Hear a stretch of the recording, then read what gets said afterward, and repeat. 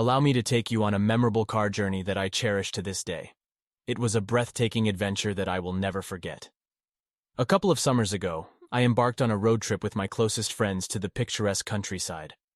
Our destination was a serene and quaint hill station nestled amidst nature's beauty.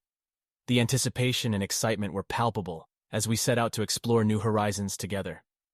Our journey was filled with laughter, music, and occasional pit stops for delicious local treats.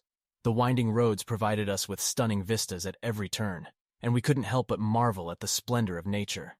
During the journey, we shared stories, sang our hearts out, and even played fun car games that made the trip even more enjoyable. The camaraderie and bonding among us grew stronger with every passing mile. The people I had the privilege to journey with were my closest friends, individuals who understood me and brought out the best in each other. Their presence filled the car with warmth, making the trip an unforgettable experience. As the journey unfolded, I felt an overwhelming sense of contentment and gratitude. The sheer joy of exploring new places with my cherished companions brought immense happiness. We formed lasting memories, and each moment felt like a treasure we would hold dear forever.